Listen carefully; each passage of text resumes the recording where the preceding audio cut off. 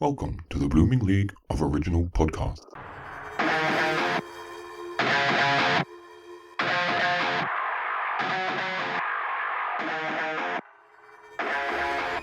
G'day and welcome to a special first birthday edition of Thrash and Treasure, the Torture Chamber musical comedy podcast, where two music genres go toe-to-toe in a tit-for-tat, tete-a-tete to determine the weakest sect of music. And speaking of where, I'm Aaron Ware, and I'm joined as usual by my co-host. He's the captain of Team Metal by day and the Perthbury Doughboy by night. It's Evan, the Metal Man.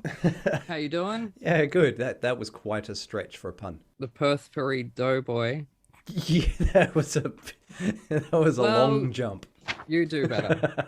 That's your job. Yeah, I know. Anyways, guess what? What? We have another Broadway diva in the studio today, and I still can't believe how any of these icons end up on our pitiful podcast, particularly since this peachy keen performer ate up the butter and egg man in his New York stage debut before planting the seeds of a blossoming career where he branched out as a tree grows in Brooklyn and showed signs of his stardom in the world premiere of Gemini, which paved the path to Putnam County to cast a spell over Broadway in the 25th annual Putnam Spelly Counting Bee, where he got his pandemonium on by covering not one, not two, but 6 different characters. Shout out to Sybil.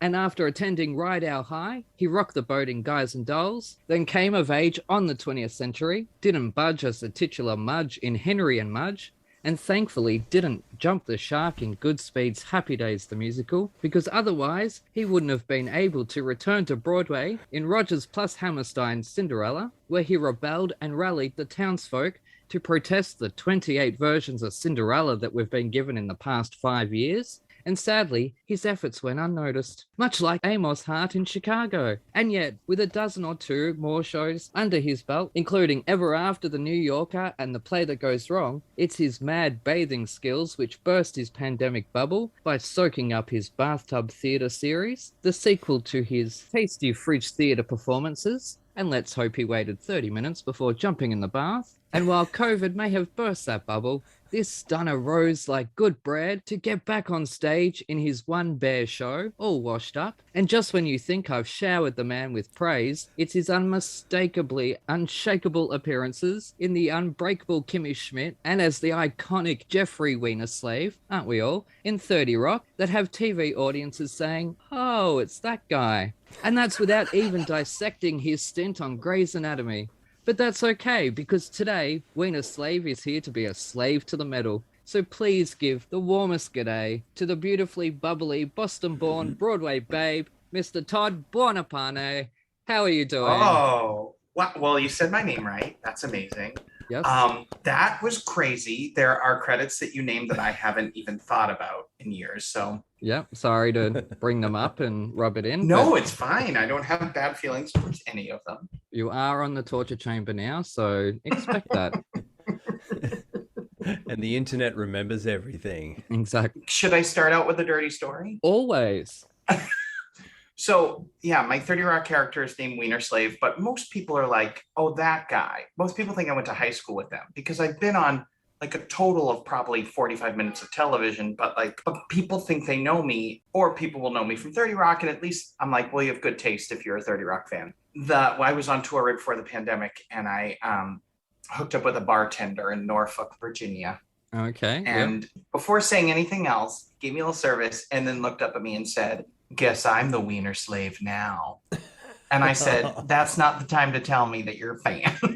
No. I'm kind of curious. He gave you a service. Was that just the tip? Anyways, moving on. Oh. Just the tip. No, it was a bartender joke. I think I went over everyone's heads, literally and figuratively. It was a bartender joke? Yeah, tips. Yeah, the tip jar. I get. Tipping is not part of our culture here. We pay our employees properly. Yeah, bravo. Yes.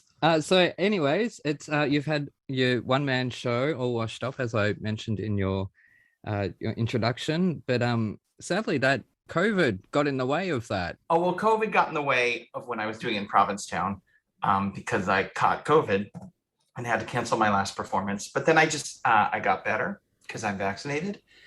And I just did it 54 Below, and then I'm doing it at Green Room 42 in the fall. Yep, and for metal fans at home, you may have heard of Studio 54. 54 Below is a nightclub down below it, which is a cabaret venue, and it is very popular in New York City. So it's basically anyone who is anybody performs at 54 Below. I have heard of the downstairs of Studio 54. Yes, by now you should have. But no, Yes. Todd, you say that people with good taste are a fan of 30 Rock. I'm unsurprised to say that Evan wasn't a fan, at least last time we spoke about Not it. that I'm not a fan, I haven't seen it. Yeah, I just see, have not seen it. no taste at all whatsoever. Anyways, now we'll move on to metal. So have you had any experience with metal growing up? I mean, I have experience with like the hair bands of the 80s. Yeah. I don't know if I would even call Poison metal though. Yeah, the glam metal. Yeah, they're glam metal. Yeah. Glam metal. Okay. Well, I'm a glam bear. So I knew Poison. I especially knew this album cover because I remember as a child being terrified of this album cover. My cousins growing up were older than me, and we would hang out in their basement, and their basement was just Kiss pictures, Kiss posters, and I couldn't go down there. I would start to cry because I was so scared. So like this picture on this album cover with that snake tongue or whatever's coming out used to like give me nightmares. So I had to walk away from the computer when I was listening. You and most of the parents' associations in America, because they successfully had that cover banned. They did? Yeah. Yeah, they had to re-release a different version of the cover Weird. that is just the eyes. Yeah. I mean, I don't like it, but I think if people want to look at it, they should get to look at it. Yeah. They went, no, that's a demon. That's demonic. It's, corrupting our children. Take it down. So Walmart started pulling it from shelves. And when Walmart start pulling your stuff off the shelves, you got to do something about it. So yeah, they did It is scary though, right? It's right over your shoulder. It's so scary. Well, Walmart is scary. That's what they were going for. Yeah, exactly. Yeah, fun fact, I got to go into Walmart with my own Walmart weirdo. He was carrying a coconut. Shout out to Andrew, who's probably living in a tent right now somewhere. Anyways, funnily enough, you mentioned the cover because I've written a review, and would you like to hear it? Oh, yes. Oh yeah. When I first saw the cover, I was so excited. I love Jocelyn Wildenstein, but I was thrown off by the album title. Open up and say, yeah, nah, I'm not falling for that a third time. But regardless, I hesitantly slid into Spotify and chucked on this 1988 album. The opening number, Love on the Rocks, was relatable since my love life has been on ice since before COVID. But this blistering track rings of a radio-friendly hit, an easy beat, sleazy vocals, and lyrics to make Sondheim cringe. So once track 2 started up, nothing but a good time. I was surprised that I wasn't surprised that it sounded like the same old, just like track 1.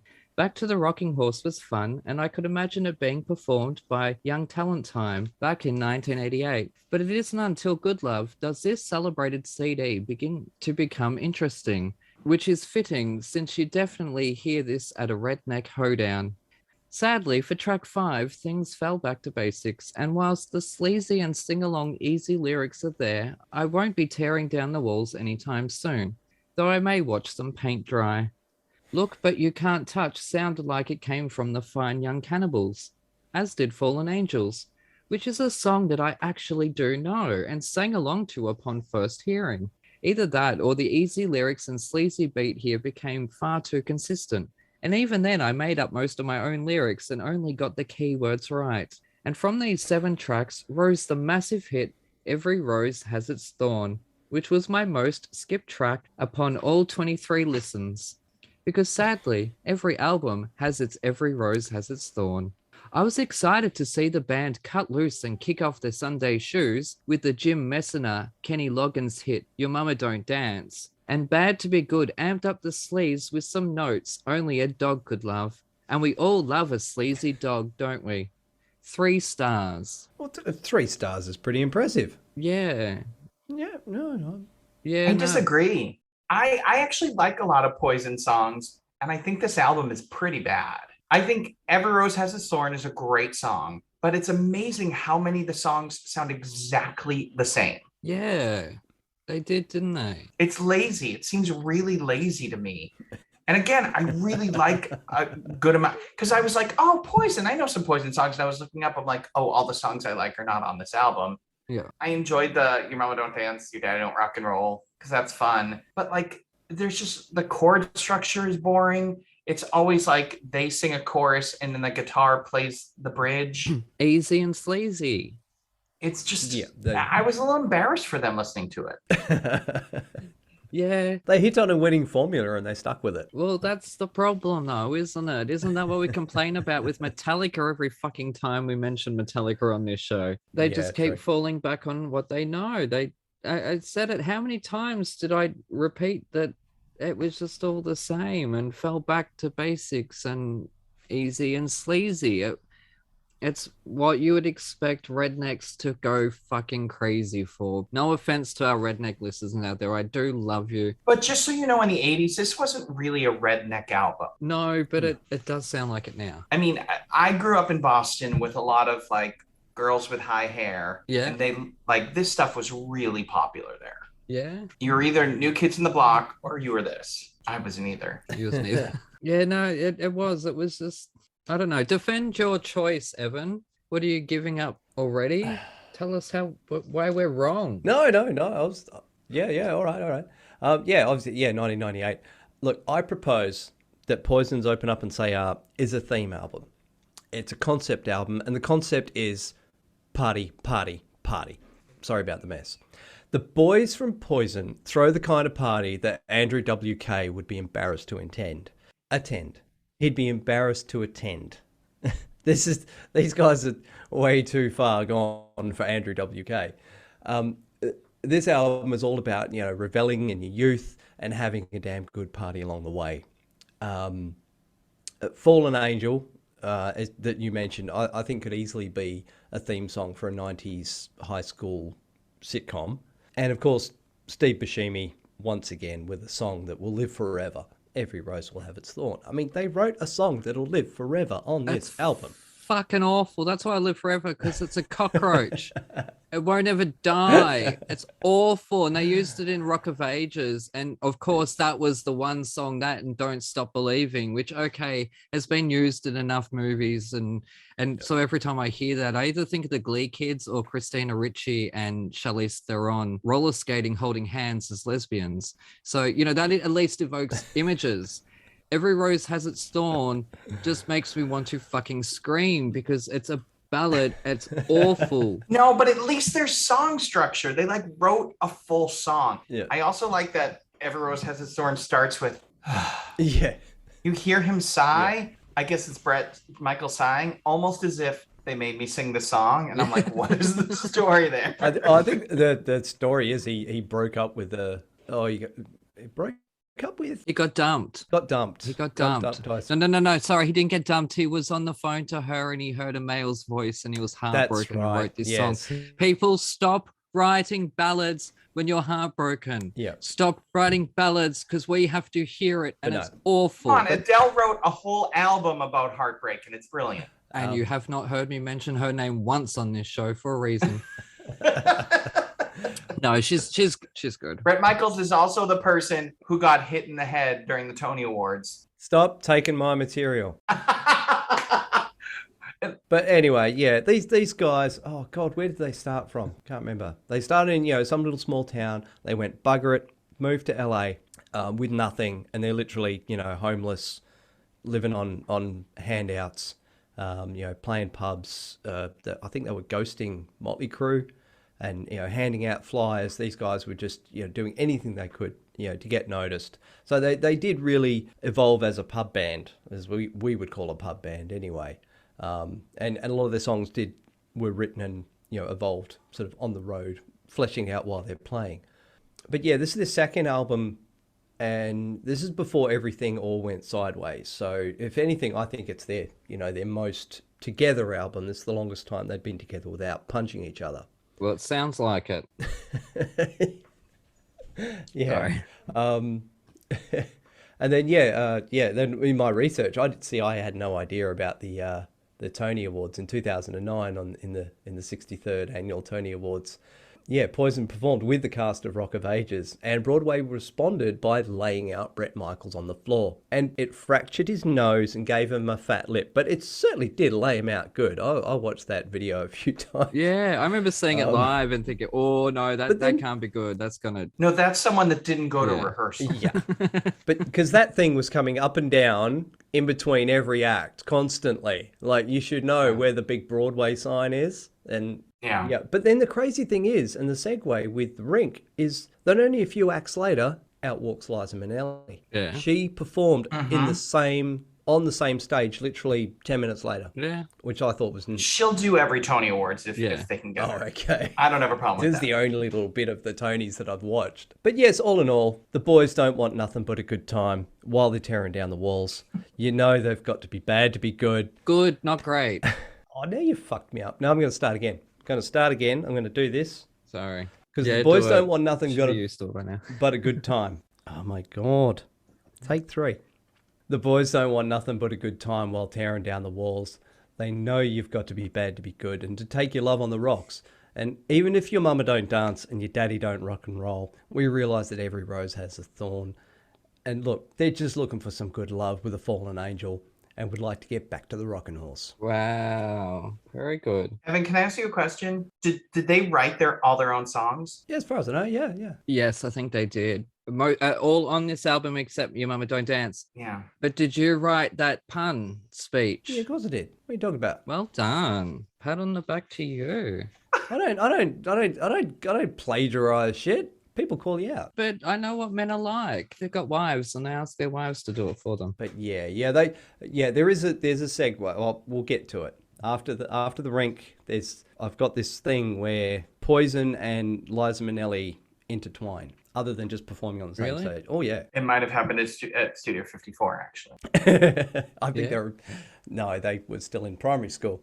I know, but if you're at a party and Liza Minnelli's hitting on you, don't you just say yes so you can tell the story the next day? Yeah, probably. But I'm not the biggest fan of her. We'll get on that. I won't spoil that now. Wow, I should leave this podcast right now. No, sorry. Well, I've never seen a Barbra Streisand movie either.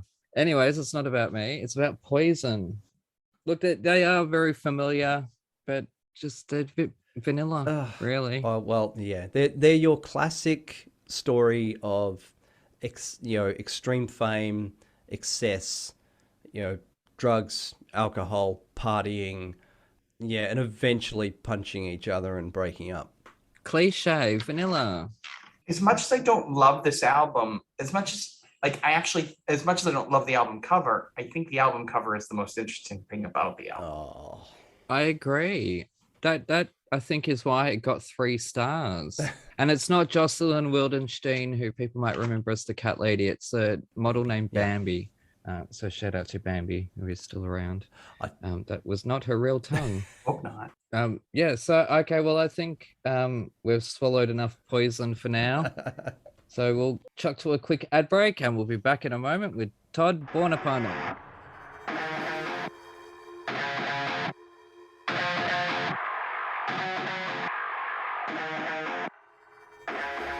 Coming this summer, winter, spring, or fall, the first ever musical theater sitcom, where you go behind the scenes of the latest West End show, the Fosse Forest Ballet.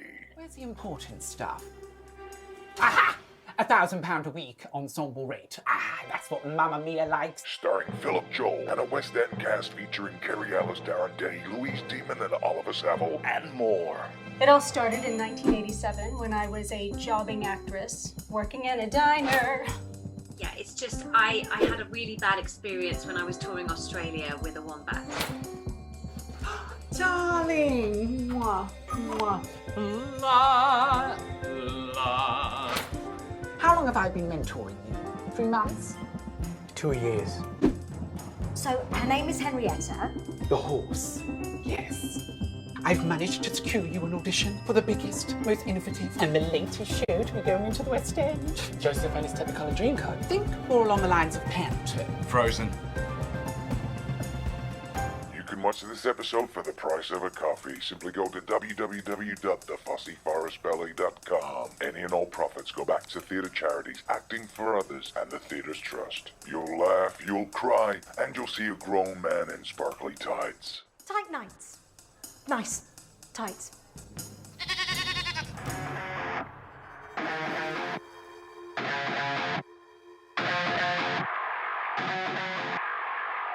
Alrighty, listening to Thrash and Treasure. I'm Aaron, that's Evan, and we're joined by Broadway star Todd Buonopane.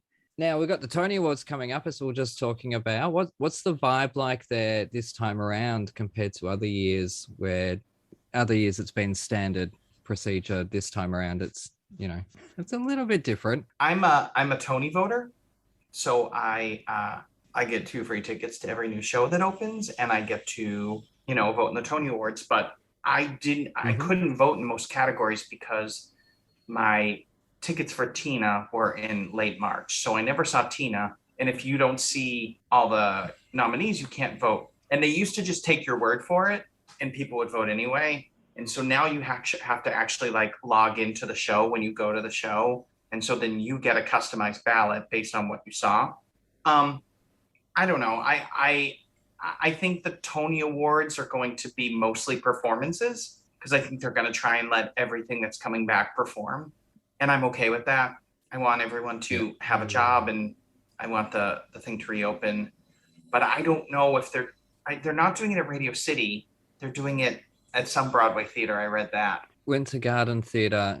I wonder if that's a big fuck you to Scott Rudin. Why? Because he's moving in. Oh, no, he was supposed to be producing The Music Man, but now he'll be producing it behind the scenes where no one knows that he's producing it. Right. Yeah, I don't know. I just hope things open well. I hope audiences come. I hope people stay healthy.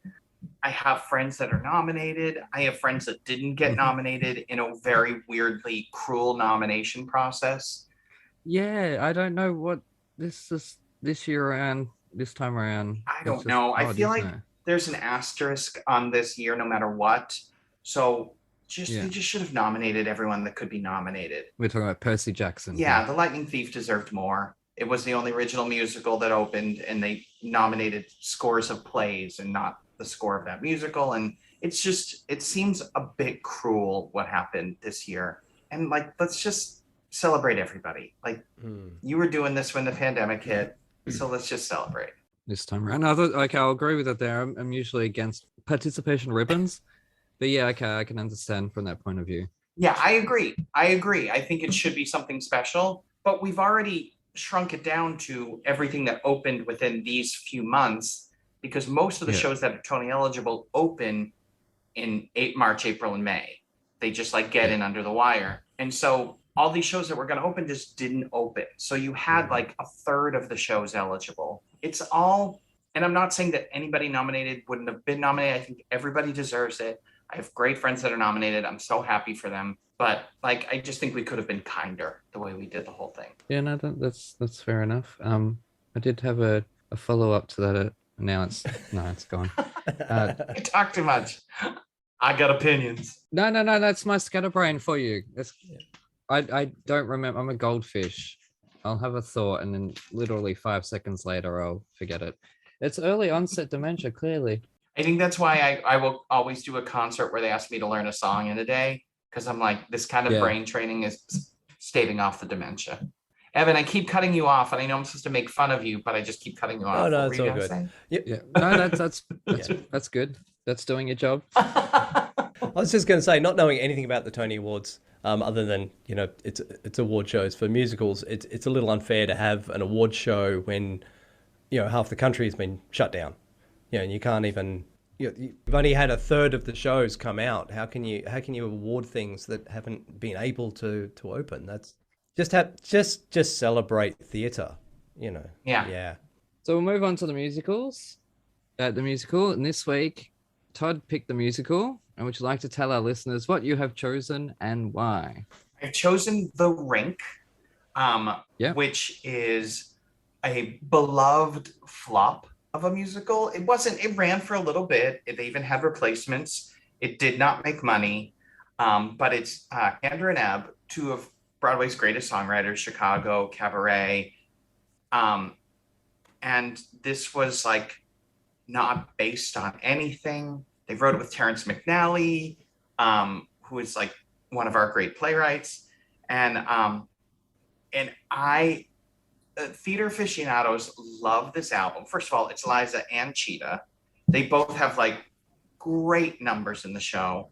They have one of the all-time great two-lady duets. They're playing mother and daughter, even though Cheetah, I think, was maybe 4 or 5 years older than Liza at the time. And it's one of those shows that like people always hope that they will find a way to bring back and put on stage, but I wonder if it would ever actually be rewarding. I like all the songs in the show, but there are some songs that are really ridiculous to me that if I'm in the right mood, I will cry. And if I'm in the wrong mood, I will laugh hysterically at it. So, and for some reason, Spotify how do you say it? Spotify. Spotify? Yeah, Is that just you or is that Australian? No, that's just me. Okay. It doesn't have the complete album on there. It has, it's lacking one of my favorite songs in the show, which is Don't Ah Me, which is Liza and Cheetah in the beginning when like Liza comes back home and they have this Don't Ah Me. You said you had to find yourself a mother. It's just like really ridiculous. Like every homosexual I know wants to get together with their best friend and sing this at the duplex or something. It's a great song. Yeah, that's the Rink. I mean, it's a girl coming home to her mom, and they owned a roller skating rink together, or the mom and the father, and the father's gone, and the mom is selling the rink. So all the other people in the show are these men that are kind of packing everything up, and they will slowly start playing all the men in their lives through all these flashbacks. Yeah. No, this triggered some trauma in me because my childhood skating rink has only recently closed down because of COVID. So rest in peace to that place. I'm sorry. Spent many, many, many days rolling round and round in circles. Yeah. But, however, whether or not this musical is good or not is up to Evan. I think he's searching. Yeah, you're right. It's missing the finale. Yeah, I told you that. YouTube Music is missing the finale as well. Oh, okay. I didn't know that, but I did tell you that Spotify was missing. It also, the Spotify one says it's the London cast, but it's not. It's the Broadway cast. Yes. Okay, yeah. All right. What did you think, Evan? All right. Okay, The Rink. This musical is a trap. Oh, okay. I originally listened to it. It's a trap. I'm get there. I originally listened to it and I looked it up on Wiki, and it didn't seem to have very great critical reception and didn't really do that well. And I was wondering, why would you choose this musical in particular? What is it about this one that springs to mind?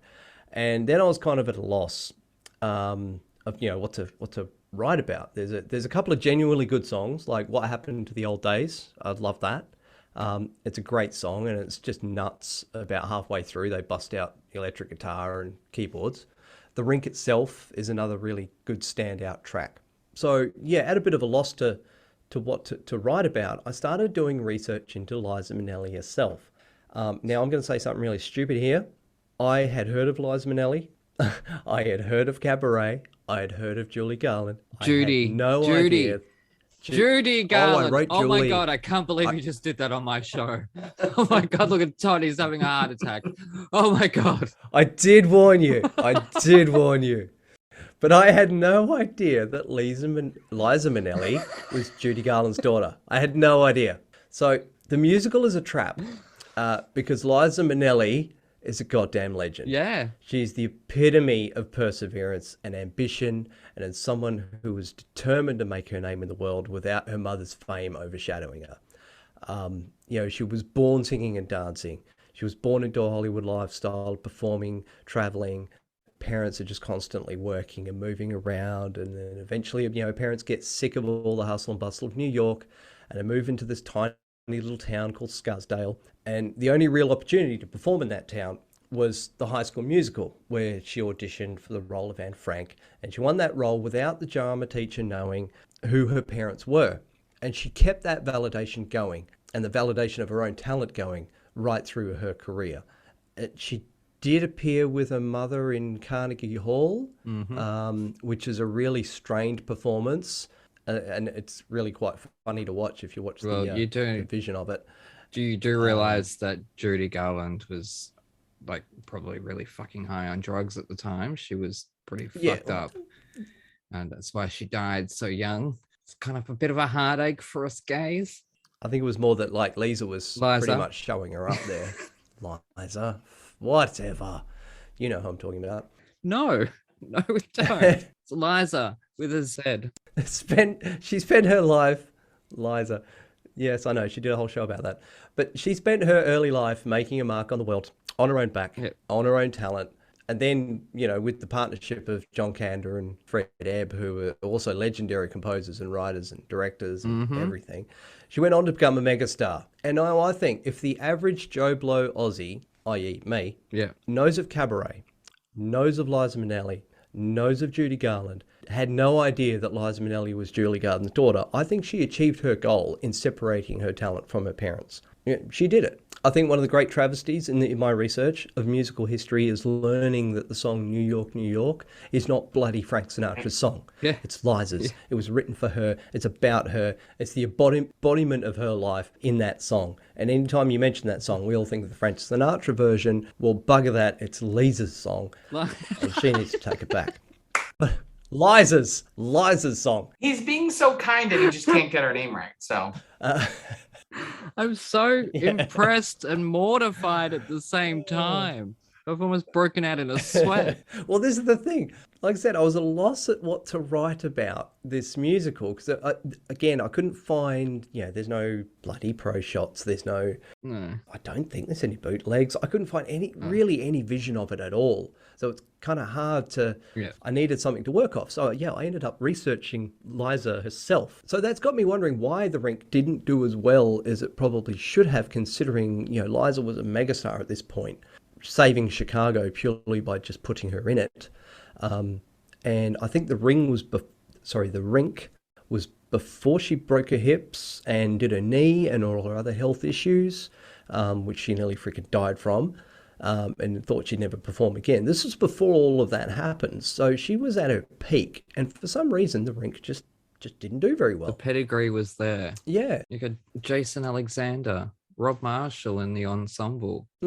Yeah. This is where the Liza Minnelli story and the Poison story intersect because they're essentially the same story in different cities. They're tales of excessive drugs, excessive partying, in people who are talented as hell and just got carried away with all the fame and fortune. Liza battling alcoholism, C.C. DeVille and his cocaine habit, the bass player also with his alcoholism. Allegedly. And allegedly from who? I don't know. I don't want to get sued. Oh, no, I've seen interviews with Liza talking about her alcoholism. No, there's no allegedly here at all. C.C. DeVille, everyone in Poison had their own vice that they were dealing with. And thankfully, both sets of artists, funnily enough, came out the other side alive when so many don't. Yeah. So this musical is a trap because it made me research a person I've only vaguely heard of and appreciate what a super fucking legend she is. So you went down Liza's hole. Oh, Jesus Christ. I went down Liza's rabbit hole. Can I ask you a question, Evan? Did you have any desire to research Cheetah Rivera? I didn't get that far. Have you even heard of Cheetah Rivera? No. Yeah, we'll get to her. Cheetah was also like in the original Bye Bye Birdie. She was Anita in the original West Side Story on Broadway. So she's like, you have West Side Story on your wall behind you. Doesn't mean I've seen it. And like this show was not well received. I think people saw it because of them. But in a season with like La Cage aux Folles and Sunday in the Park with George and The Tap Dance Kid and Baby, Cheetah Rivera won Best Actress at the Tony Awards, beating out Liza, beating out Bernadette Peters.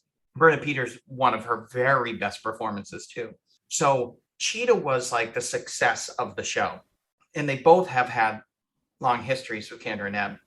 Liza did her first Broadway show, Flora the Red Menace, when she was 19. And that's Kendra and Ebb's first Broadway musical. Again, the album is incredible, but it's about a woman that accidentally is messing up the Communist Party. It's such a weird concept for a show. I find it fascinating that the songs you picked out to like are kind of the decorative songs. They're like fun tunes, but they aren't the storytelling numbers. Now, most homosexuals that listen to this song will immediately say The Apple Doesn't Fall Very Far from the Tree is the best song in the show, or like Liza's Colored Lights, or Chief Cook and Bottle Washer. Like, these are, even people that didn't think The Rink was a good show, these are legit wonderful songs that people agree with, that are like the homosexual community agrees are great songs. I find it so fascinating, the ones that you picked out. And I did, listening again last night, What Happened in the Old Days, that weird electric guitar that comes in the middle of it. It's that weird thing that happened with musicals in the 80s, that like they would try to put like modern pop influence in it, and it sounds very much like the 80s. I also love everything from the 60s that sounds a little bit like it's on Laugh-In or Benny Hill every once in a while, because like they're trying to be influenced by the time. But I appreciate the pops of the 80s that get in there. I think I solved why it wasn't a success, because it's called The Rink. It's about a skating rink. However, that music is so weird and eclectic, and it does jump into electric guitar, that it's more like a skate park. You've got like all these different turns and jumps and leaps and stuff like that, as opposed to just going around in circles. If you got music that just went around in circles, people would have liked it. Anyways. Ooh. But no, so all in all, no, like I didn't hate it. You know, it wasn't bad. I couldn't sit there and go, these songs are terrible, because they weren't. It was a hard one because there was no context, and I couldn't find context. It's hard to know it's also very like white people, let's focus on our lives kind of a show. But like, I do appreciate any kind of mother-daughter dynamic in a show. That always works for me. And I've seen like a bootleg of this, a pretty bad bootleg. I also think that this, like, the visuals of the show were just poor. Like, it looked cheap. It didn't like, there should have been some kind of like flashbacks where you see the rink in its glory. And it was just kind of the broken down rink the whole time with flashbacks. I think literally nothing makes me happier than Liza going, and it's like one of the last numbers when she's like, "You're too stoned to drive." It's so ridiculous. Yeah. It makes me laugh so hard. I heard that. I had to stop. It's like, did she just say what I think she just said? Yeah. It's also very Kendra and Ebb to take like a concept and to build a story around it. So they took like a kind of entertainment, right? So cabaret is built around like the cabarets of like the pre-Nazi Germany. Chicago is built around vaudeville.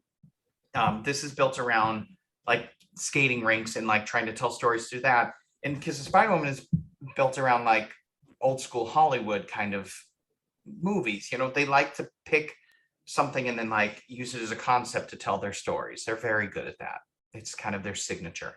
And this is the show that sounds the most like Kiss the Spider-Woman of any of their shows. So you kind of see the transition from the 70s musicals into what they would become. I was never too familiar with it. I knew Colored Lights from, is it in And the World Goes Round? It is. You know what? I saw that, and I think immediately I regretted it, because I'm like, I would have much preferred to have just seen all those shows in their original form. Why did I need to pay for people wearing fucking black clothes and they weren't even wearing jewel tone tops? No, they were just all in suits and like tuxedos and you know, cocktail dresses, and all in black and white. I think if you already know the material, the arrangements are very exciting. Well, I did know most of them, but it was like, I don't know. I guess I'd just done that many reviews as a child that now I'm like, You're not into it. Give me a narrative. I don't mind a song cycle, because they're at least they're, you know, original songs that are all tied together somehow by at least a theme. But are they, like, everybody in America's doing songs for a new world right now? There's great songs in that. but it doesn't make any sense. They're not tied together by anything. Maybe not that one, but Elegies is. What? Oh, elegies. See, that's weird when I'm like, oh, is that an Australian pronunciation or is that an Aaron pronunciation? That's an Aaron pronunciation of too much time alone to think of this shit. And when you start saying a word over and over and over again, it becomes sounding like it sounds weird in your head. So then I'll typically start saying it as a new pronunciation. Don't ask me why. Yeah. Is it lonely over there? Boring. And I'm stuck in lockdown, Dad. But no, I think we can put the brakes on the skates.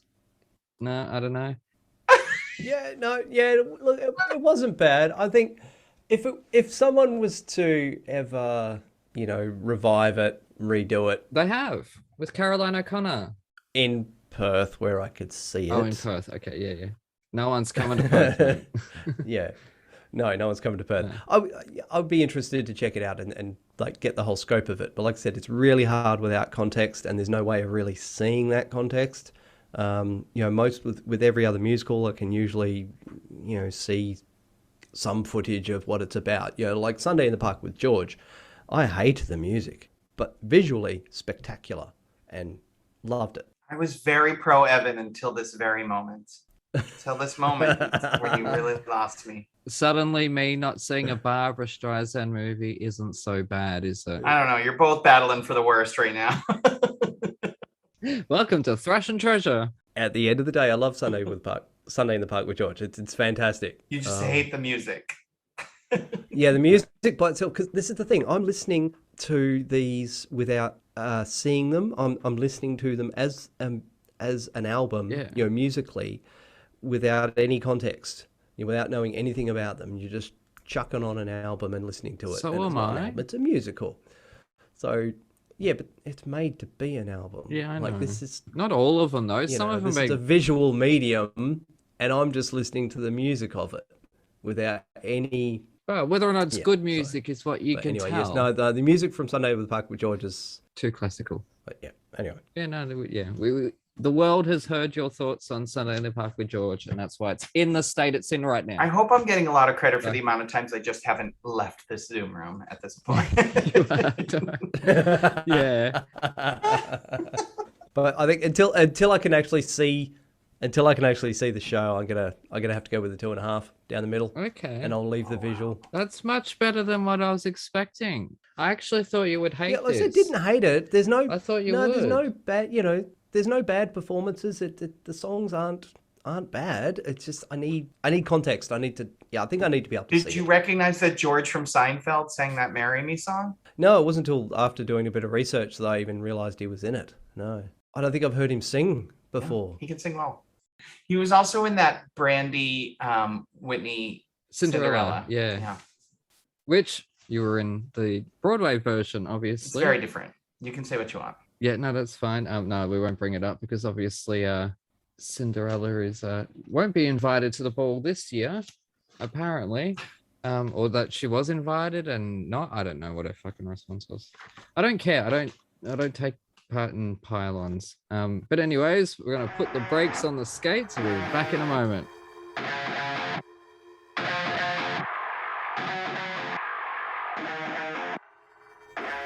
G'day listeners, Aaron here. While you're topping up your coffees, did you know that you can support our show and go on a fantastically scary adventure at the same time?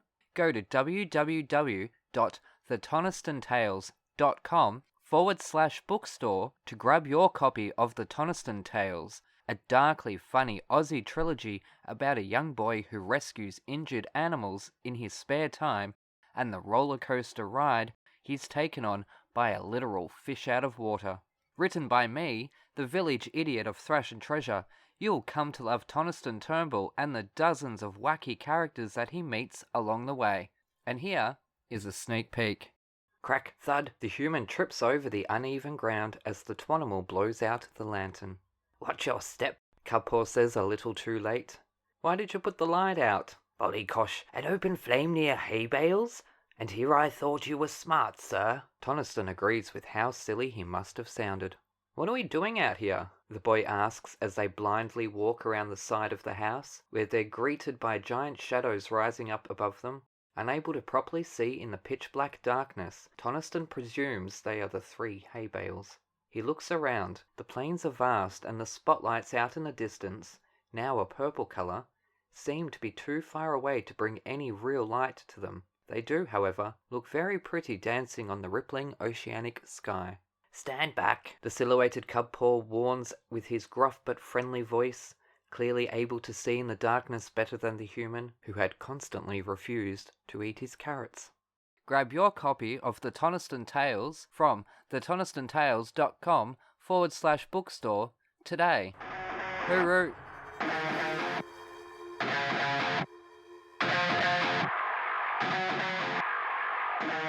You're listening to Thrash and Treasure, and all right, it is tea time. In our conversations, you mentioned that, when I had mentioned to you that you were in Shrek, I'll let you take the mic and share what happened after that. Well, so I was in the first national tour, and I was the bad guy on his knees. That's the whole show on his knees, Lord Farquaad. And we rehearsed for 6 weeks in New York. We went to Chicago. We did 2 weeks of tech. We did 2 weeks of previews. And the night before opening night, they asked me not to return to the theater. Ouch. And I mean, they eventually had to say the words, "You're fired." But then called me from ran to a secret place and he said, I don't really know what's happening, but I think they're trying to make you quit. Don't say I quit. They were trying to just not let me do opening night and see if that would piss me off enough to quit, which they just can't legally do any of those things with our union. But no. But yeah, it was a very upsetting and shitty thing. And nobody talked to me. Everyone had always told me I was great throughout. And I found out later that one of the owners of DreamWorks, that was the producer, came and said, he's not like the guy we had on Broadway, which is true. Because Chris Sieber played it on Broadway and he was brilliant. But if you cast me, you kind of went a different way. I wasn't trying to reinvent the role. I was inspired by what Chris did, but there was a lot that Chris did that just doesn't work on me. And so I was doing my own thing, and that's cool. They get to decide who's in their show. They're paying for it, but they didn't, nobody talked to me. And I was supposed to be on the road for a year. I had a year contract. And so I was sent back to New York. One of the only times in my life that someone bought me a first-class ticket was that moment. They bought me a first-class ticket from Chicago to New York, which is an hour-and-a-half flight. And I'm I don't even have time to eat the ice cream sundae at that point. But I was such a mess. I had given up my apartment. I had nowhere to live. I was living on sofas. And this was 2010? We weren't doing quite everything online that we're doing online now, but I couldn't believe how quickly everybody in New York knew what happened. And I couldn't walk down the street without people being hi. Or, and occasionally good things, Sutton Foster saw me across the street and screamed my name and ran across 9th Avenue to say, they are awful. They don't deserve you. Don't let them bring you down. And that means a lot. But I would also like to point out, since we're just doing tea, when I left the show, there were a few people that I was really close with that came to my apartment. People I love, and then people that took me out to lunch. I had to fly out the day of opening, and some people took me out to lunch. 2 people that had been in the show since it before it opened on Broadway, and I said, "It's your opening night. Shouldn't you be celebrating?" And they were like, "This is our 4th opening of the show. This is the least amount we've ever been paid for it. We can take you out to lunch." Yeah, and they are lovely. But I wrote an email to the whole company, just tried to go out classy, and I was like, "It looks like it's my time to leave you all. I've had such a great time with you. We should be so proud of what we've created." And then I was the union deputy. And so the guy that was taking over my role, who had understudied Chris Sieber on Broadway and was still understudying, they just gave the role to him. I have nothing against him. But I said, I guess you're the new deputy now. And I just wrote something lovely. 2 people contacted me from that. 1 man in the ensemble and 1 mother of young Fiona. And I think it's because DreamWorks ran things and made everyone terrified of them. So everyone was afraid to talk to me. But years later, I saw a couple that was in the show and they were like, "Hi." And I was like, "Nope, you can't pretend to be my friend now. Because you fully didn't even like say, love you, hope you're okay, whatever. Like, you don't have to do much, just a text that like proves that I still exist. Anyway, I came back to New York, all that was happening, and I was like, I have to get out of New York.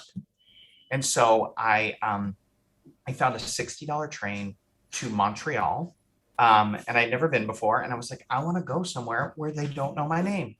Nobody knows who I am. And so I took this 10-hour train to Montreal. Montreal is not that far. It's just that this train stops like every 10 feet. And so it was a long train ride. And when you are losing your mind, the last thing you want to do is be alone with your own thoughts, which is all this trip ended up being, was just me alone on the train for so long. And the only other thing I had to focus on was me talking to my agent and the union, because DreamWorks was claiming that there were like pages of notes that I had never taken that I would refuse to take, which meant that they could like rightfully fire me. And it just wasn't true. And everybody knew it wasn't true. But I went away for like 6 days to Montreal, and I got there and I didn't realize that in certain parts of Montreal, I was like, oh, they speak English and French. No, some places just speak French. And I was starving when I got off the train, and I went into this like little deli, and I just kept pointing at the pizza, and I was saying veggie slice. And somehow I walked out with an egg salad sandwich because we just didn't understand each other, which was delicious, and that's fine. But again, I'm alone. I am walking around Montreal, like acting out the fights I wish I could have had with the people that didn't have the guts to face me. And then every time I passed a reflective surface of anything, I would just look and say a line from the show and be like, see, I was good, just losing my mind. So my agent had gotten me a great spa gift certificate in Chicago for opening night, $300, pretty big deal. And he got it back. And on my way up to Montreal, he said, I found a spa in Montreal and I transferred it there. So go have a good time, which is really lovely. So I went, and again, nobody spoke English at all. And so the first thing, it was like $300 got you a half day of lavender treatment. And so I get in, the first thing they do is put me in like a single person sauna box. So I'm in this like wooden thing for 45 minutes. Again, with my own crazy mind, losing my mind. So they come and get me, and the woman says, how you say claustrophobic? And I was like, no, I'm fine, which I'm terribly claustrophobic, but I just felt like I needed to be agreeable. And she opens up this like giant space egg thing. And I go in, she like takes my towel, I'm naked in it. It's a sensory deprivation chamber where you float in the darkness in like 3 inches of water. I was in there for an hour and a half and losing my fucking mind. But it was in a pathway where people would walk through, and I'm naked. So I want to get out, but every time I go to get out, someone walks through and I'm just losing my mind. So then they take me, they come get me, they hand me my towel so I'm not naked. They walk me to my body scrub and massage. So the body scrub is just like, you know, this like salt stuff, whatever. But like this, I'm in this like paper underwear, and this woman is getting in there. This woman is like picking up my belly and scrubbing under it. And I'm like, this is humiliating. This is, I feel like meat. It feels gross.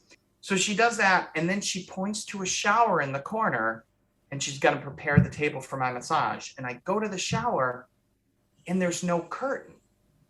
So I'm like, oh, well, it's very European here. Maybe you're just supposed to be naked. And so I take off my paper underwear and I shower off the scrub, and I turn around and realize there were doors that I just didn't see. So now I'm the pervert that just made this lady watch me shower naked. But none of us speak the same language, so we don't know how to communicate to each other. And then she gives me 90 minutes of the worst massage I've ever had in my life. Just that kind of like petting where I'm like, ugh. I walk outside. I am like at my wit's end. A French Canadian bee lands on my cheek and stings me as I walk outside. But I will say that was the moment I laughed. Yeah. Because I was like, what else? I finally started laughing. And then when I took the train home, I got a call from my agent, and he's like, 2 things. DreamWorks gave in and admitted they were lying. They have to pay out your contract for a full year. and Mhm. NBC called and they have another 30 Rock episode for you. So it was like the things that like, if I was ever going to leave the business, that was it. And I still say to this day that like Tina Fey kept me in the business. And then after that, I shot that episode and I moved to LA for 3 years. Was that enough tea for you? That was a lot more tea, a lot more graphic than I was expecting. Oh, No, I'm kidding. if you want graphic, let me also boost the strip joints in Montreal. It's very Yeah. different laws in America. I have only ever seen female strippers in my life. Oh, I like that too because I like the way they climb the pole. I think that's impressive. Yeah, and I got drunk in the bathroom at my brother's bachelor party with the stripper. That's a story for another day. Anyways, yeah. Now, obviously, as you said, you were lined up to play Lord Fuckwad, but it turns out DreamWorks was the fuckwad there. Oh, Anyways, so okay, when you're not tearing up stages or counseling Jack and Liz Lemon on screen, you're a teacher. yeah. I hope they don't listen to this. That's true. Well, so for the metalheads, can you describe the differences in your personal technique when acting for the stage compared to the screen? So what sort of things do you personally? Oh, okay. So a real question, like not a stupid question.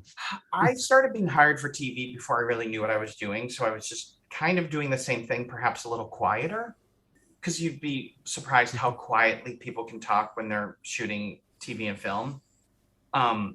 But what I finally learned is like, right, we're on Zoom right now, the three of us. And when you're shooting, it's good to know what the frame of the camera is. Because I used to be like gesturing down here and no one could see it. So there's a very silly moment in one of my later episodes of 30 Rock where I found out what the frame was. And I have an awkward moment where I just pumped my pen, but I brought it up into frame. And I'm very proud of that moment because it like took me a while to figure that stuff out because no one's going to like teach you how it works. No. When I shot Grey's Anatomy, I was the first shot on the first day of this episode. And I play like a nerd that gets his friend gets trampled at a comic convention because we're all trying to get a TARDIS signed by Russell Davies for Doctor Who. Okay. Yep. I get trampled for that. You get trampled because you like being trampled. That's why he's my co-host. And someone said a line in the room, and then I had to follow a doctor in the room, and then I talked. But the way a lot of them on Grey's Anatomy would talk, they'd be like, I think it's her spleen. I think we're gonna have to look at her spleen. And it's really quiet. But I didn't know that yet. And so I am outside the room, and the guy in front of me starts walking, and I walk in the room. I have heard nothing. The first take, the first day, I just went, is it my turn to talk? That's how it started. And then they were like, okay, let's go back. We're going to give Todd a cue. Someone's going to give Todd a cue. Yeah. But I couldn't hear anything. And it's just how they... Because they're mic'd up. Yeah.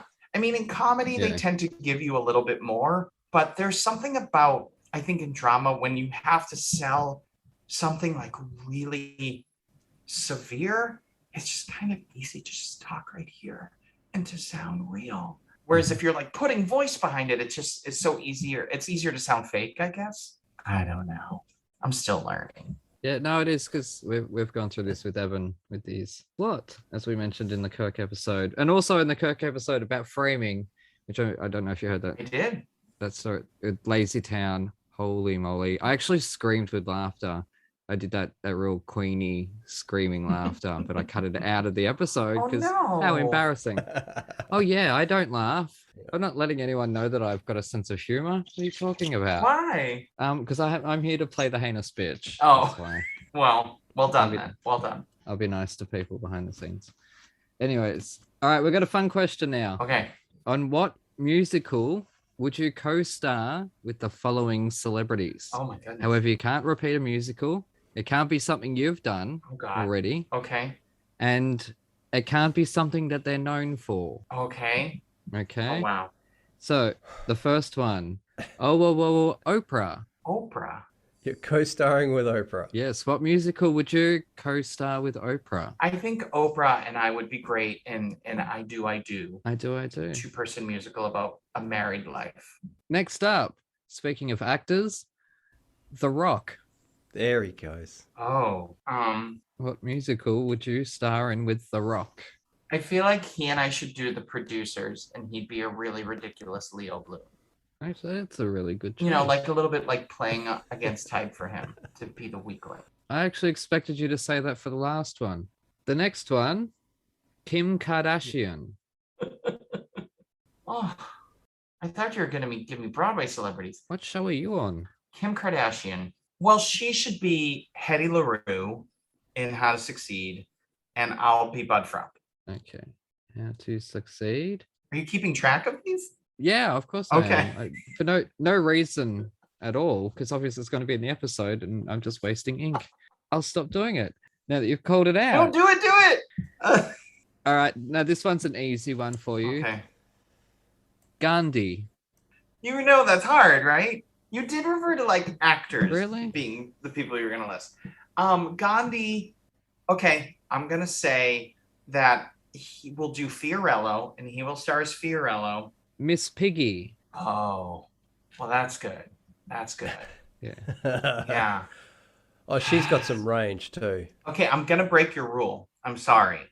Oh, are you? Miss Piggy needs to play Lily Garland in On the 20th Century. She would be Okay. brilliant, and it because you get to be like the famous movie star, but you start as kind of like the street rat. She'd be wonderful. And I don't honestly care who I would play. I just want to be in it. I know you said it, but I only did a one-night Actors Fund concert of it. Yeah, I was going to say it was only a concert. I'll allow it because it was a concert. Yeah, yes. I would play Owen or the two sidekicks. One of the two sidekicks is who I'd play. Now I'm interested to see this one. What musical would you co-star with Alex Jones? The right-wing crazy nut? Info was Yeah, with the gay frogs. Alex Jones. Alex Jones. Why would Yeah. you do that one? Oh, good God. Because I'm a bastard. That's why. Okay, Cats. Cats. Yeah. And I would be like either Gus or Old Deuteronomy, so I wouldn't have to dance. And he would have to like put on a unitard and dance. Oh, and he'd be and we'd humiliate Rum him. Tum Tugger. And thrust his crutch as Rum Yeah. Tum Tugger. There you go. Perfect. Yes, he is a bit of a pussy. Anyways, moving on. All right, we'll throw in another fun one now. My voice is going. You toured with the play that goes wrong. What's one musical that you'd like to see done wrongly? Wow. So I would say you'd have to do something really traditional, something that people know well. So when it goes wrong, you get that it's going wrong. So I'm gonna go The Sound of Music. Yeah, I'd love to say that everything about it is wrong. I'd love to say Grease with senior citizens. That's my retirement plan. Is it? A bunch of my Broadway friends, we want to like retire to a smaller community outside of New York, buy a theater, and do like old people versions of shows. Because if you were like visiting wow. somewhere in New York and somewhere in the US and you found out a bunch of 75-year-old former Broadway people were doing You're a Good Man, Charlie Brown, or Spring Awakening, wouldn't you go see that? Yeah, Like, just definitely. elderly people playing children? So fun. Hell yeah. Now, what would your drag name be? My drag name is Turkey Sausage Patty. Wow, awesome. Mine's Rose Carla Glasses. Oh, that's good. But that would Yeah. imply that you have a positive outlook on life. But I did name a friend of mine Yolanda Nina Pickle. Say that one more time. Yolanda Nina Pickle. Yolanda Nina Pickle, like Yolanda needs a pickle? Yolanda Nina Pickle. Oh, you're landing in a pickle. Oh, okay. All right. Gotcha. All right. Yolanda Nina Pickle. It helps with your accent. Does it? Yeah. Cool. And I shouldn't say your accent. It helps with whatever. Yeah, it helps with whatever. That's true. We don't have accents. You do. No, we do. We have awful accents. I can hear it. Okay. All right. Now, recently we had a conversation. We've had a couple of conversations about the state of gays in fiction, where we seem to really only exist to be the gay one. And any time we are in the lead, our stories are about the gay experience, or, you know, I'm gay and that's it. Like, that's the story. We're not ever playing fireman or whatnot. It's not just, you know what I mean, part of the characters, you know, Yeah. what I mean. What's been your experience with this? I think it's getting better. I think Yeah. we're at a point where we're allowed to actually have some bad queer media, because like I mean, we've always had bad it's queer always media been- since I was a Oh kid. yeah, I was gonna say. But like, Yeah. but when like a bad gay movie came out, you were furious because it was all we had. And now Yeah. I think we have enough that like not everything that comes out needs to be the best thing ever. I have only ever really played heterosexuals in my career. You're stealing jobs from heterosexual actors there, Todd. How dare It's you? true. I know they have so little. But this show I created that I've been doing now, and it's a cabaret, but it's very much something that I've written, and Mhm. I think it feels like it's me for the first time really exploring my artistry as a queer man, and it feels exciting, and it's like the most me I've felt doing something in a long time. It's weird. Like you said, I'm a teacher, and when I graduated from musical theater school, no one was ever trying to say it was wrong to be gay. No one would say that. I graduated in a time where, at least in the theater world, it was totally fine to be gay, but you had to. It was like, can you butch it up? Can you play straight? And now there's a lot of these students that come out of school that are like, no, I'm a queer actor. I play queer roles. And I'm a little bit envious of that because I just was never kind of given that opportunity. I'm also a little grateful because there are roles that I've played that aren't queer that are some of my favorite things I've ever done. So I'm really grateful that I've gotten to do them, and I will still pursue that stuff if I can. But I wonder what that's like to just pursue your life as a queer artist. I think part of me is kind of jealous of these people. Yeah, I'm personally not. Just off topic, like last year when J.K. Rowling had her whatever that was, someone turned around and said, "Are there any gay authors? I want to support gay authors to prove J.K. Rowling wrong." Right. And I'm like, dude, we've been following each other for 3 years, and I've been posting my novels. Was I not good enough before today? Like, I took it quite personally. Like, is that the only reason why you would pick up my novels? Like, this is the 3 of them together are over 1,000 pages. So that's sort of, I don't want to box myself in as a gay writer is what I'm saying. And for someone else to do it and only want to pay attention to me for that reason, I took a step back from that. So I think you're in a better position because you haven't boxed yourself in is what I'm saying. Right. I don't disagree, but I also think that there's something to, like what's happened in America and across the world during this COVID time but we've also had this like social awakening, and every white person I know has made a conscious effort to buy media, but buy books by people of color, because I think like an Asian person writing about their lived experience. Previously, that was like a niche book that was written for other Asian people, or that's how publishers perceived it. And then how we as consumers perceived it, you'd see that book in the bookstore and be like, oh, well, that's not for me. So I do appreciate that there's like a conscious effort for white people to look outside their whiteness, because like, at least like, I assume it's the same in Australia, but at least in America, like people of color have always had to look at media showing white people and try to see themselves in it. The same that like queer people can see When Harry Met Sally and not just be like, well, this isn't about me, this is about straight people. I'm like, no, this is about love and comedy. And like, I definitely see myself in that story, but you have to choose to see yourself in that story. And so I think people of color have been doing that for years, but white people have never had to. And so we just haven't looked at the media of other races and ethnicities. Wow, I just got like super progressive on your podcast. You did? Yeah, I hear those right wingers are starting to bang down your door. They want to cut your podcast off. No way. I own those bitches. What are you talking about? Anyways. I don't know what the end of it is though. Hey, Evan, I would like to introduce you to another piece of gay culture through Liza Minnelli. Have you ever watched Arrested Development? No, I haven't. Although I saw that she was in it, but no, I haven't seen it. No. So it's a great TV show. You'd really like it. She appears, I think, halfway through season 1. Yeah, she was pretending to have extreme vertigo. Yes, and there are points where she is just like falling and doing somersaults over people and falling over couches. it is I mean, I can't believe she didn't win Emmy Awards for her work on Arrested Development. She's so funny on that show. That show is also just very funny. I recommend. All right, I'll have to check it out now that Todd has told me to watch it. I have to now. Yes. All right. Now we'll move on. You've done a heap of. I assume you do a lot of teaching. Have you ever had a student that's so goddamn talented? Oh, yeah. I mean, when you meet someone that's really young and then just kind of has it together, vocally or whatever, but I often will say, I mean, usually with musical theater, you're expected to do so many things well at once and make it all look easy. And you have to do them often all three at the same time. And same fresh every night. And finish with a backflip.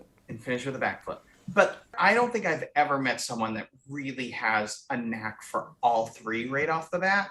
But sometimes when you get a student that just has an incredible voice at the age of 18 in a way that you're like, how has your voice matured to that? I will tend to be tougher on that student because I would think it seems that when you sing that well right off the bat, a lot of your teachers have let you down over the years. In that they're like, wow, you sound great. That was wonderful. Sit down. And they're not challenging them on the storytelling and the acting. And also, I will say to them, I'm like, look, if you get up in a master class or if you get up in a class and you don't get any notes, then that person is failing you because you're so talented, but it's so easy to be distracted by your voice. And when it comes to auditioning for Broadway shows, you stand outside those audition rooms and everybody sings great. Singing great doesn't get you a job. Singing great is kind of what's just expected of most people. Yeah, it's a default. Yeah. Yeah. And I mean, you listen to Liza and Cheetah, and it's what I like, they are so weird. They're so specifically themselves. And it's what I say when I often work with like seniors. I bring them, I work on the Michigan Showcase that comes to New York. So I work with the 22-year-olds and I say, you spent 4 years learning to do it right. And ultimately it's the things that are wrong with you that are going to get you jobs. In that, your weirdness is what's going to get you work. You think of all like the Broadway things that you've been forced to listen to, Evan, and think of all the crazy weirdo voices or weirdo comedy things you've heard. Those are the people we elevate to Broadway stardom. We don't elevate someone that just sings like everybody else and is pretty and nice. That's not it. That's not what intrigues us. So I kind of answered your question and then answered a bunch of others. That's fine. That's what we like. We like our guests to talk. Now, what has been your experience with standing ovations? And have you noticed a change over time in audiences? They're much more common in New York. Yep. I love them. I don't care. You don't care? You don't care that they're too easy? Here's the thing. I know when I'm on stage, I like when they stand. And I've been in shows where I'm like, I don't know if this show deserves a standing ovation, but we sure worked hard. And I always think that. Yeah, but that doesn't mean you deserve an applause for working hard. You deserve a standing ovation for excelling and blowing everyone away. I see it as don't you think the standing ovation is the kind of I'm gonna be mean. Have you seen Kinky Boots? No. It's not a good show. Great people worked on it. I don't think it adds up to a great show. But the finale and the bow sequence is so good that it kind of tricks you into thinking you love the whole show. Like they put on such a party at the end of the show. It's kind of like what Mamma Mia does with their Mega Mix, where you're like, most of the show, you're like, this thing is stupid.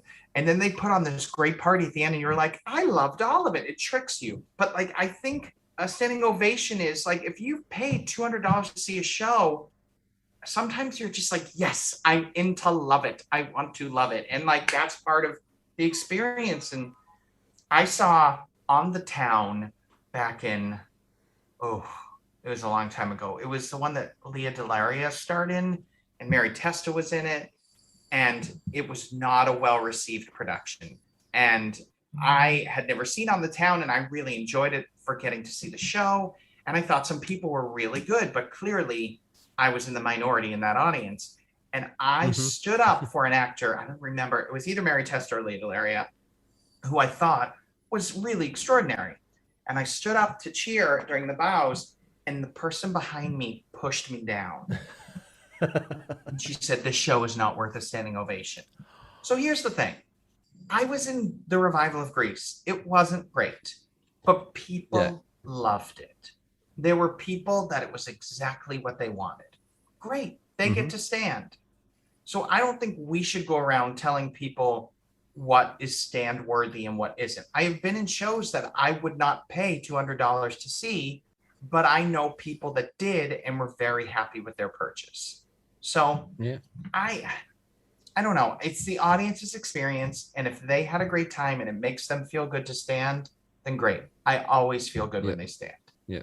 Have you had anyone sort of eating pizza or, cracking open cans of Coke or something, or, talking on their phone? Sure. I mean, in Spelling Bee, we were a thrust in the 25th annual Putnam County Spelling Bee, which you said in a very weird way in the beginning. You mixed those words up a little bit, but it was fun.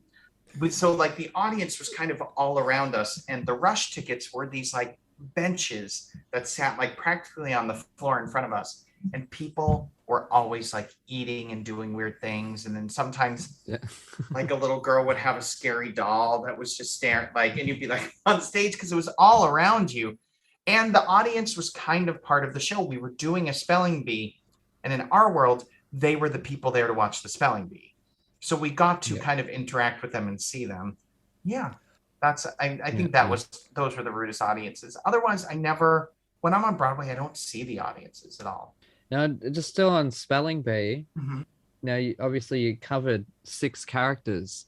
I'm guessing that wasn't all at one time. But so can you tell our audience what that's like? Because we've had a few sort of swings and understudies on, but I don't think anyone who has covered the entire male cast of a show before. Well, I mean, I don't know why it says 6, because there are only 5 male characters, and then once I had to do a press event as one of the women. But okay. So that's probably where the 6th one came from. Maybe I said it somewhere. I might have miscounted because I am a fucking idiot. No.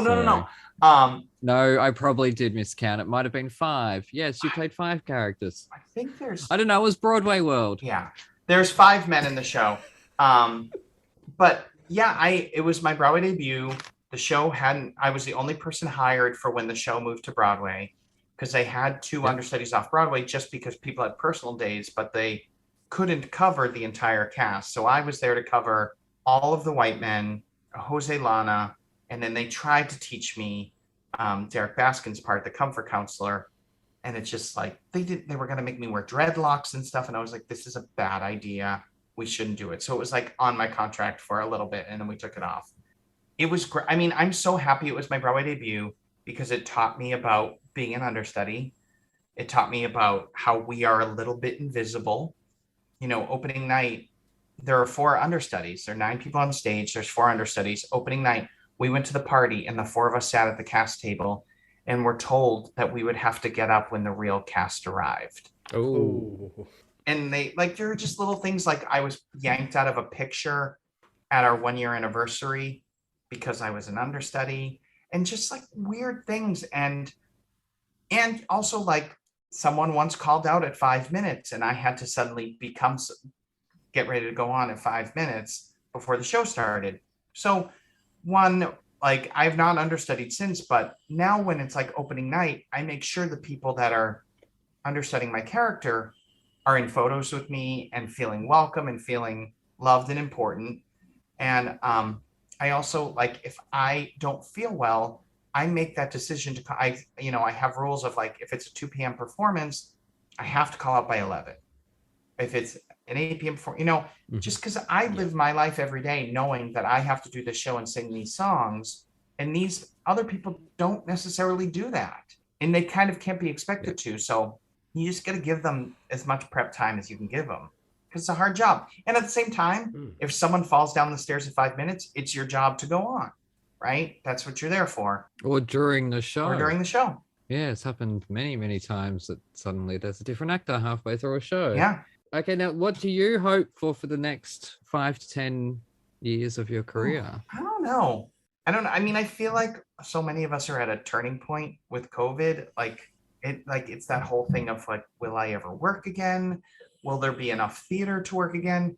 It's hard because I'm really proud of how New York is handling it. We have a very high vaccination rate in New York City. And I had breakthrough COVID and it sucked, but I was down for 2 weeks and then I could resume and it never got dire. Do I kind of wish I had a government like you guys had? So, because you guys have actually had like real life come back a few times. Well, state governments are responsible for that. The federal government is a fucking Oh, it's idiot. been an absolute clusterfuck on the federal level. Yes. It has. Yeah.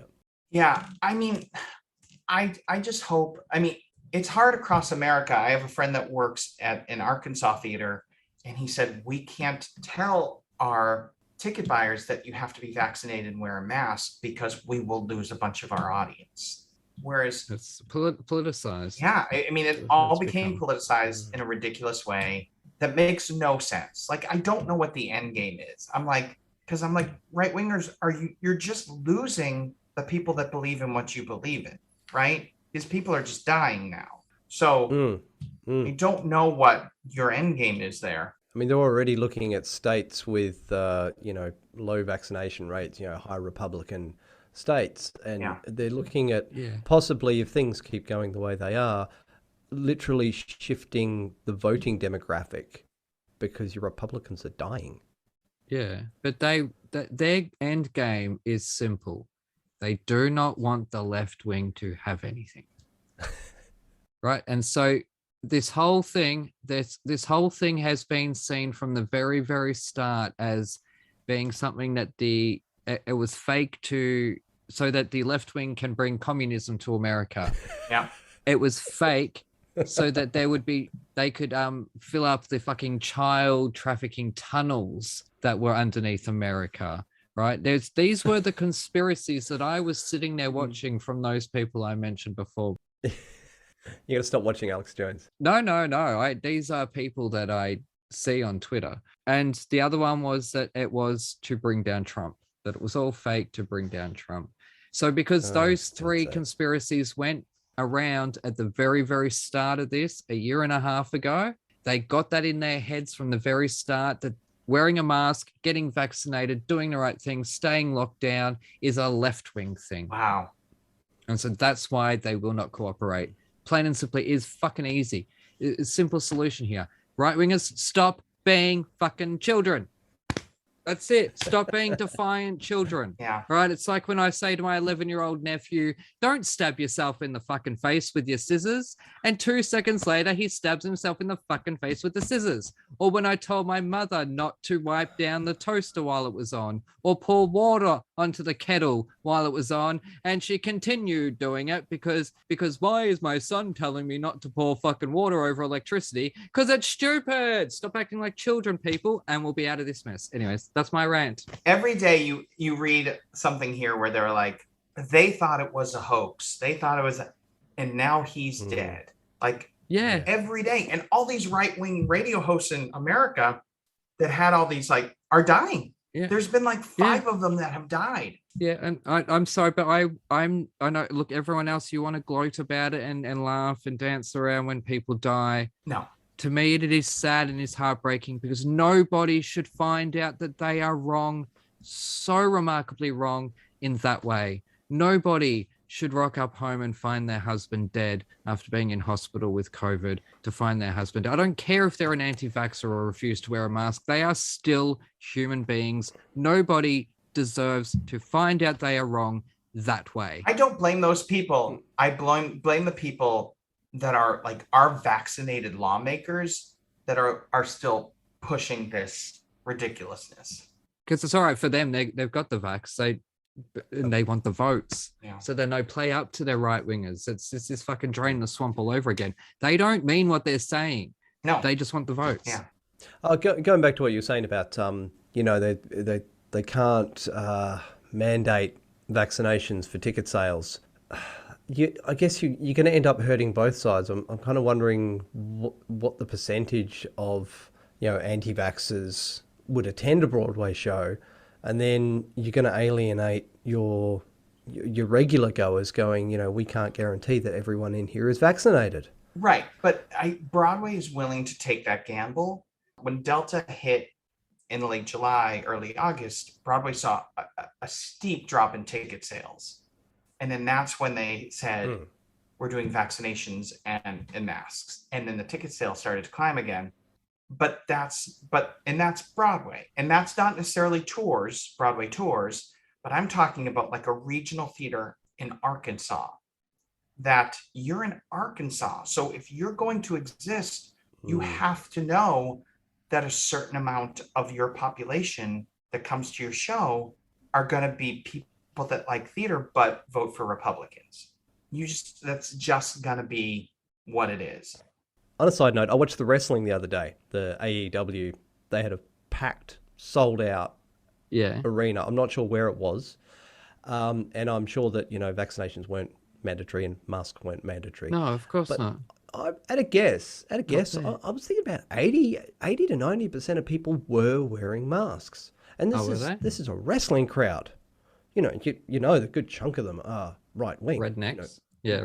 I wouldn't go that far. But rednecks. I was surprised the amount of masks there were when they weren't required. That's why I think Broadway doing the responsible thing of like, yes, we are going to hold group events, but the only people coming are vaccinated and masked, meaning that if you're vaccinated, the chances that you're going to get sick and die of this, it's possible, but it is so much rarer. In the same way that and I hate to compare it to this because this is what the right wingers like to compare it to, but in flu season, there are people that die of the flu. So we might end up having to do this. I am just also a part of, I'm a union leader in the Stage Actors Union, and we just have a decimated art form. And everyone that works in this business is people have lost their homes. I'm just trying to, I just want us to work. I want us to find a way to work. Yeah. And if you asked me a year ago, I would say it's not worth it. But after all this time, I'm people have to find a way to have their livelihoods working again. Yeah. But you worry, because as I say, we're closed up again now. Yeah. We've been in lockdown for a month. So sort of, what's that? Is that a New York train? Oh, no, sorry. My something happened with my sound, but I am near the bridge and they've been working on it for years. Oh, have they? I get excited anytime I hear sounds from New York. Yeah. A police. Listen to the F. Michael Haney episode. There's a siren and I get so excited by it. But anyways, Evan, do you have any more questions? No. I think I've run out of questions. No, I have run out of questions. I definitely have. No. Yeah, so if only there were more articles about me online. Yeah, no, I'm not going to ask you why you got into theater, for crying out loud. How many times? Because I couldn't catch a ball, so I learned to sing and dance. Well, you're 11 years old. I know that. You got taken to a show. So I read it in 3 fucking articles. That's why I'm like, God, these basic bitches. Who are these people asking you these questions? I am going to ask how you got into the bathtub. What was the thinking of theater in the bath? I did it the first night I was sent home from tour. I got home, I think, on a Friday or Saturday. And that was with the play that went wrong? Play that goes wrong, yeah. And I was afraid that I would be... Well, I knew. I sat on the couch and I know, as much as I always want time off, you give me just 2 hours on the couch and I'm like, I'm garbage. I feel terrible. I hate myself. Me too. If I have too much time off, I lose my mind, which has been hard because I've had 2 years of time off. And so I texted a few friends and I said, hey, I'm going to put this monologue that everybody did in college. I'm going to videotape myself doing it. Videotape on my phone. And it's this monologue from Lost in Yonkers. It's this act 2 monologue that Bella does about my babies. It's very wonderful, but dramatic monologue. And so I was looking for somewhere to do it in my apartment. And as you can tell, as we heard on here, that sometimes you can just hear New York City. And the quietest place I could find in my apartment was the bathroom.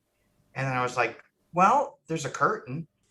And so I just opened the curtain, did the monologue and closed the curtain. Well, I said, thank you, and closed the curtain. And I just put it on Facebook and Instagram, and people fucking loved it. And so I was like, okay, I'll do something tomorrow. And I just kept doing it. And they got more musical and they got more technical. and I did 100 of them. Yeah, no, it's fantastic. And- I was sitting there watching them, and funny you mentioned Lost in Yonkers. That is one of the few plays that I have seen. It's a great play. Oh, okay. Yeah, Ruth Cracknell. Oh, wow. Yeah, she was brilliant.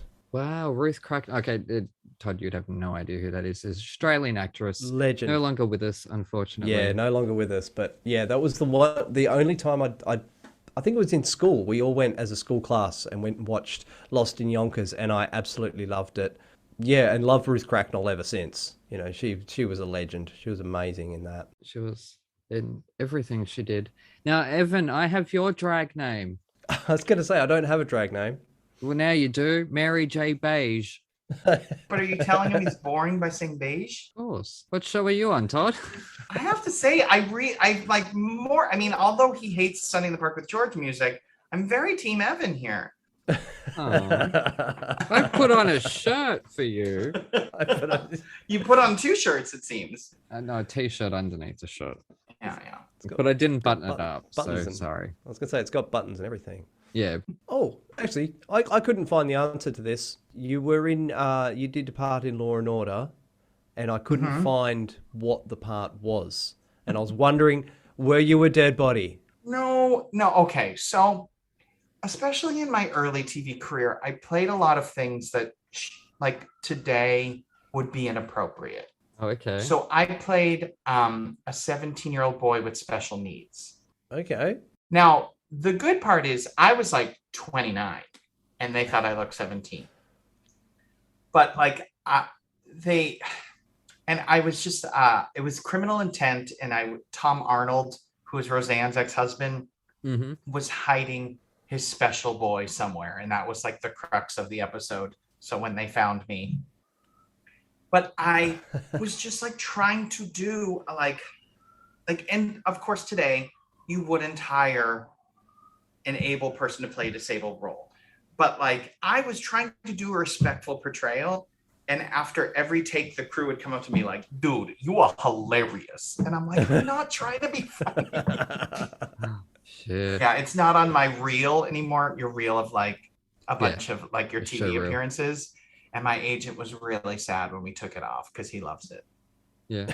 Damn, I'm going to have to try to seek it out. But it does mean that you're not a Broadway unicorn.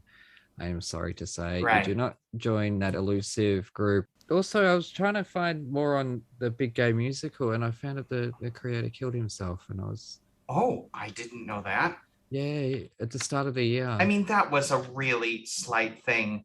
And when I filmed it, they had written a verse of a fake song for me. And then they were like, do verse 2. When I was filming, there was no verse 2 written. Yeah. So what you hear of verse 2 is what I made up on the spot. I just improvised a second verse to the song. It's ridiculous. But then like, I've never been in a movie that like actually got released anywhere. Like I'm in this Swedish film, or no, it's an Irish film. Swedish. It's an Irish film that never got released here. There's a great movie called Girls Will Be Girls, and I'm in Girls Will Be Girls 2, but it was called Girls Will Be Girls 2012, but it's never been released, so it always just stays the top of my IMDb as like in production. And I'm like, release the movie or don't release the movie, but stop making it be the top of my IMDb. I don't know why on IMDb it always says like known for Big Gay Musical. I'm in like a scene making up a song. Yeah. Well, I haven't seen it. It's not very good. Gay cinema isn't though. Like, but sometimes. Have you ever seen the original Torch Song trilogy? So good. Okay, but I don't consider that as gay cinema. I consider that as cinema. I consider gay cinema something like that Scorpion Girls or whatever that Chaz Bono was in when before the transition. Like this is what my sister forced me to watch when she was a lesbian. I've never even seen that. There's a whole story behind that. Anyways, where can people find you on the socials? I am at Todd Buonopane, Buonopane on Twitter, and at Todd.Buonopane on Instagram. Yeah. And you can follow those will all connect to my YouTube page. all of my bathtub theaters and the refrigerator songs are on those, but they're kind of cataloged on my YouTube page too, those will connect to my YouTube page too. And nudity free. Well, I mean, I do sometimes just sing with just like a towel on, and I do a nip slip here or there when I'm in the tub. Really? Anyways, we won't get into that one on this show. I think that's it. That's an episode. Yeah, it's nearly. So thank you very much to Todd Buonopane for joining us. Thank you to my co-host Evan for being my co-host, and to you at home. How does that a dig? How is that a dig? It's all in the delivery, mate. It is all in the delivery.